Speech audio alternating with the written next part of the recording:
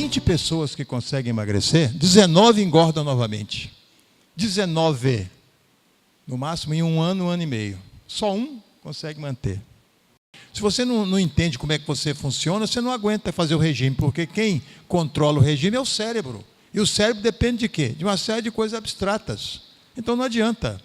Né? Então, os alimentos na forma mais natural, a gente consegue ter essa relação. É como se a natureza estivesse comunicando para a gente o que é que esse alimento tem.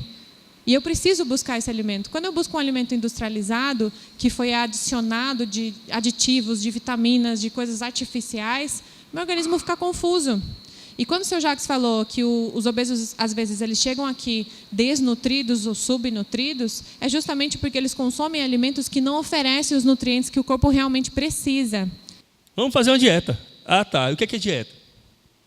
Dieta para obeso é sinônimo de punição. Punição. E outra coisa, dieta tem prazo de validade. Vou fazer uma dieta. Não é dieta. Eu preciso mudar hábitos. E mudar hábitos dói. Dói, não dói? Dói.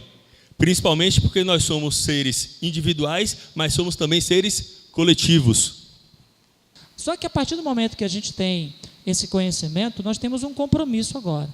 O compromisso consigo mesmo, o compromisso com a família, o compromisso com as pessoas que, na verdade, fazem parte do universo, faz parte da sociedade, ou seja, vocês agora têm um compromisso. Todo esse trabalho é gratuito, não tem nenhuma cobrança em relação a isso. A gente tem o intuito, sim, de que vocês se tornem, né, agentes multiplicadores e que depois de toda essa experiência vivida essa manhã, a gente possa sair daqui com essa missão, né, de ajudar o outro. Se eu tiver ajudado um pouco aqui os presentes, se eu tiver salvado até algumas vidas, ou fazer com que as pessoas possam ficar menos doentes, eu vou sentir um prazer imenso nisso. Muito mais do que uma pizza. Sinto prazer em salvar vidas. Sinto prazer em estar cumprindo a minha missão como ser humano. Sinto prazer de me sentir bem enquanto fecho os olhos. Eu não troco isso por prazer nenhum. Tá? Obrigado, então, a todos.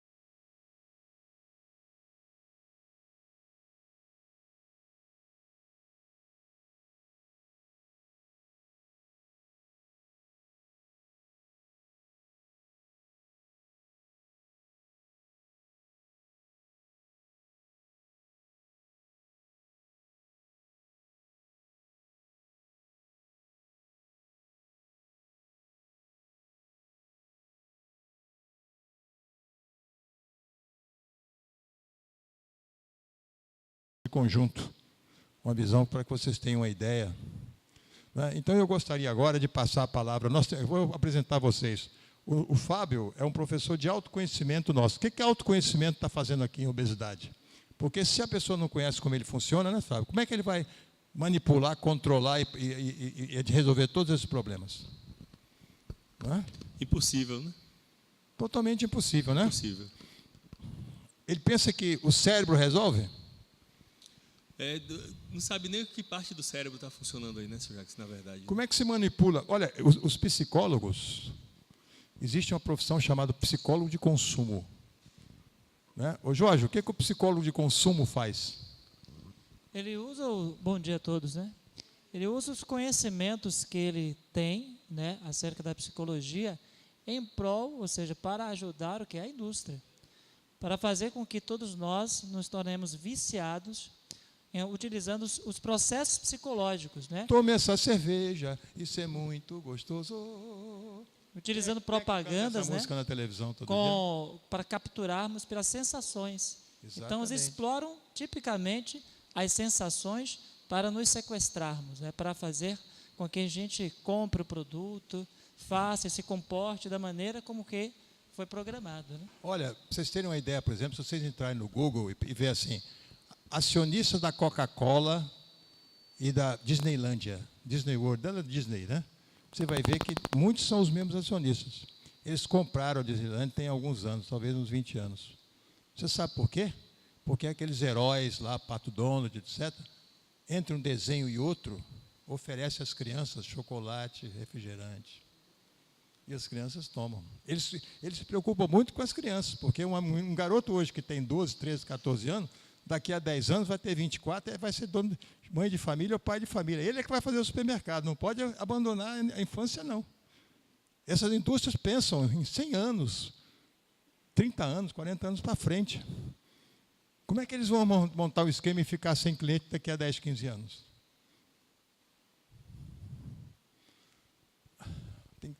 As pessoas inteligentes aqui, que têm capacidade de estudar, entendeu?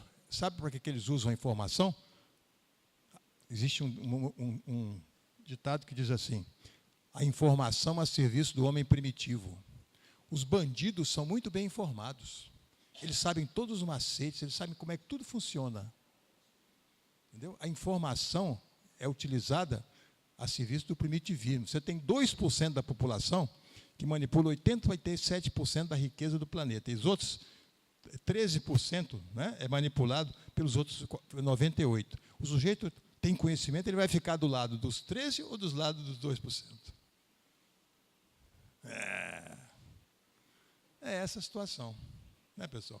Então, eu acho que a gente tem que cair na real. Né? Não tem a menor condição nós continuarmos dessa forma. Né? Então, pessoal, eu acho aí o seguinte, nós temos aqui uma nutricionista, que é a Thalita, não é, Thalita? A Thalita, você pode falar nesse processo, por exemplo, de como é que você resolve o problema das pessoas lá de baixo? Eu falei em diabetes tipo 2, mas você pode falar rapidamente em outras doenças, qual é a relação que tem entre o alimento e a doença? A maior parte das doenças, 99% do que nós temos é causado pelo alimento, ou errado, faltando alguma coisa, né? E a pessoa não coloca dentro do organismo aquele que ele precisa. O sujeito que senta numa mesa, ele vai escolher o alimento, quando a pessoa chega lá em casa, ele diz assim, o que você mais gosta? Ele fala, eu gosto disso, disso, disso. E para você gostar, você se baseia em quê? Você quer se nutrir, na hora que você engole as coisas, você pensa na saúde ou na sensação da língua?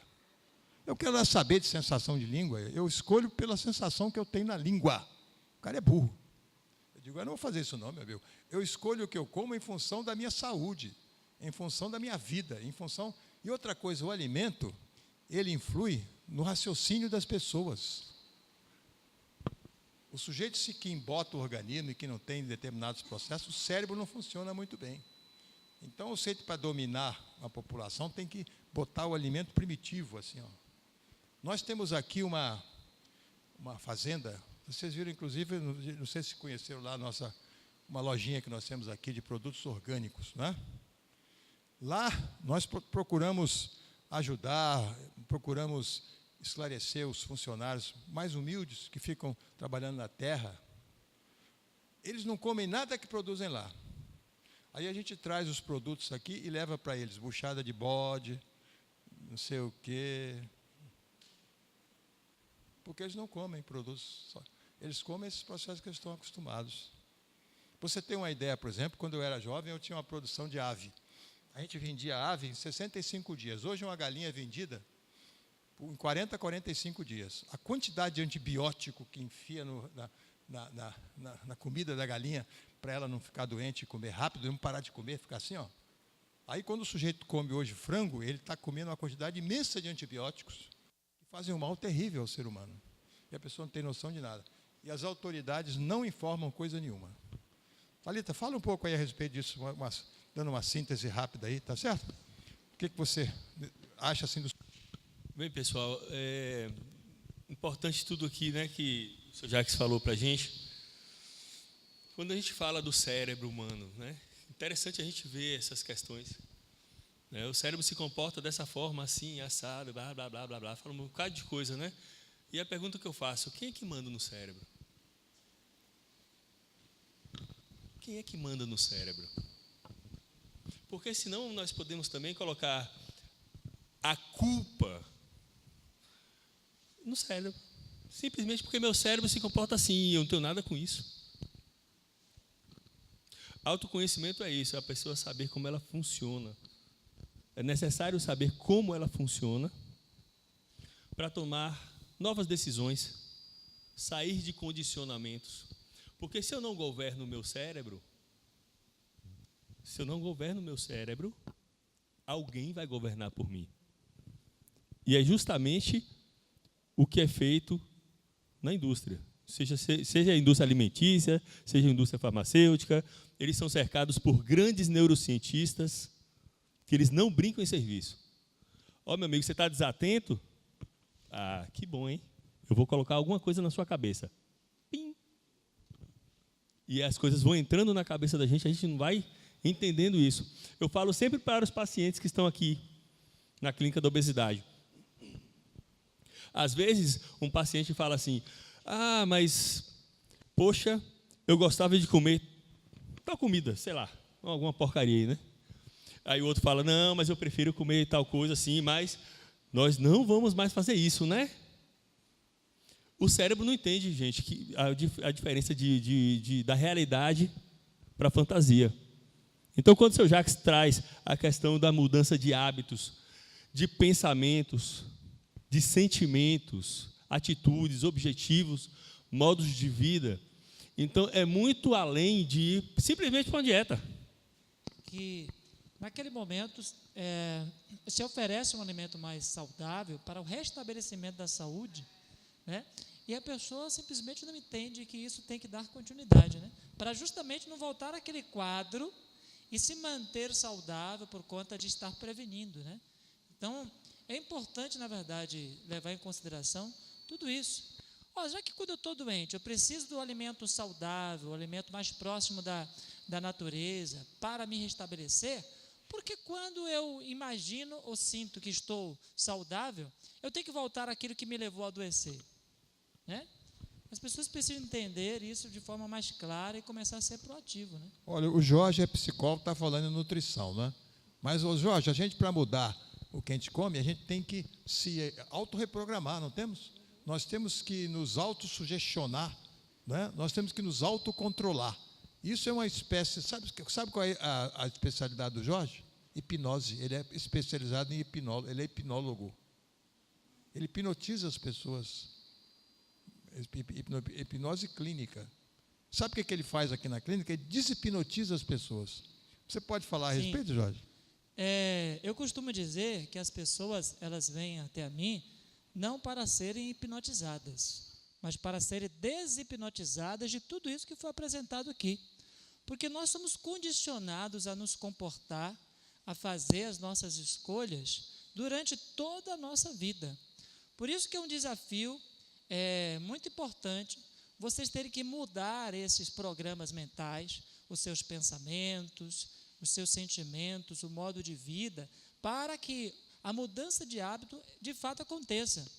Por isso que as pessoas voltam ao padrão anterior, porque ela não muda o que leva a se comportar da forma como se comportava. Ô Jorge, quando ela chega em casa e fala isso com a família não teve aula, a família não teve Nada. informação, não teve nada. Ela acredita ou acredita mais na Não, televisão? ela começa a rejeitar, ela começa simplesmente... E a pessoa faz o quê? No fim acaba retornando, se ela... Porque assim, uma coisa interessante... O trabalho com a família aqui é muito importante. Nós temos aqui um trabalho com a família, porque senão a pessoa não consegue levar isso para casa. Sim, porque é importante que a pessoa tenha isso muito claro dentro dela e que possa realmente estar se multiplicando isso enquanto uma agente, porque assim, muitas vezes a única forma de suportar a vida que deixou lá fora é fazendo as coisas que fazia antes. Então, por isso que a gente tem que tomar cuidado disso. Uma paciente mesmo, ela saiu de licença terapêutica, né? E aí, ao se encontrar com os amigos, eles foram para os mesmos programas de antes, né? Foram lá para o cinema, depois saíram, foram para o McDonald's, pediram hambúrguer. O ritual é tão preciso que todos só começavam a comer depois que todos recebiam os sanduíches.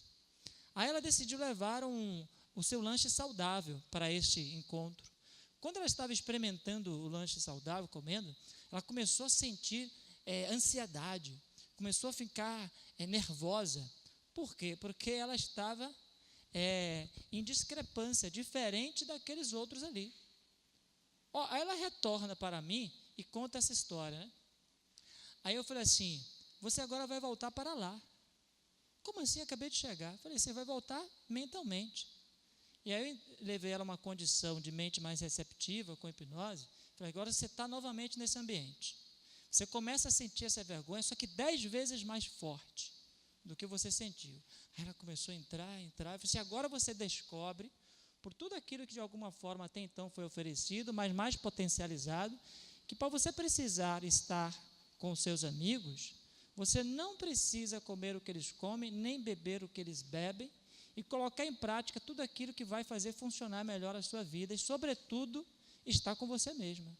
Aí ela desbloqueou, completamente. Se sentiu mais à vontade, empoderada. Aí, num segundo encontro da saída, ela esteve lá com os amigos. Na hora que foi sentindo aquilo ali, aquela programação que eu ajudei ela a internalizar, veio à tona. E ela se sentiu melhor e seguiu adiante com aquilo que estava determinando o comportamento dela de se sentir mais saudável. Ou seja, ela noticiou, inclusive, para os amigos. A situação é a seguinte, se ela fosse para esse ambiente, sem ter trabalhado isso, ela ia sentir isso mais forte do que antes. Qual era a única coisa que ela teria que fazer para se sentir bem? Comer. Fazer tudo o que eles faziam. Então a gente precisa entender isso. E as pessoas aqui, quando retornam para o palco onde as coisas acontecem, elas são eletromagneticamente bombardeadas com essas coisas. O mundo lá fora não vai deixar você em paz, porque não quer perder você. Olha, as pessoas que amam a família, o que é amar uma pessoa? É fazer o que ela mais gosta? Se um ladrão te ajuda para assaltar um banco, o que ele mais gosta é uma ajuda. Aí você vai ajudar ele a assaltar o banco? Amar uma pessoa é fazer o que é melhor para ela, ser feliz, ser inteligente e ter saúde. Às vezes é dizer não. Amar uma pessoa é dizer não, muitas vezes. Não é agradar, não. Quando a pessoa agrada o outro, ela está pensando mais em si, de não ter dificuldade, do que de ajudar a pessoa. Então, nós, na nossa família, nós temos o compromisso. Nós amamos a família ou não amamos? A maior parte não. A maior parte aqui está doido que a família morra e ele fica com a herança. Se eu colocar aqui uma aula assim, como matar a sua família e ficar a sua herança sem ser preso, enche de gente. Então, na realidade, a gente precisa, né, perceber isso. E temos que tratar das pessoas, não é? Thalita, por exemplo, esse problema que nós temos aí de alcalinidade ou de alimento de modo geral, o que você tem de importante agora para falar com as pessoas, além da alcalinidade? Eu queria voltar nesse slide aqui de alimentos que matam e alimentos que curam. Olha, né? Thalita, por exemplo, as pessoas compram esses não querem mais tomar refrigerante, aí compram esses... Essa ideia do cérebro, né? O cérebro é um órgão de resposta. né, efetivamente. Ele responde o quê? Ao programa, ao que nos fez nos convencer de preferir aqueles alimentos. O condicionamento, a repetição, né, durante toda a nossa vida.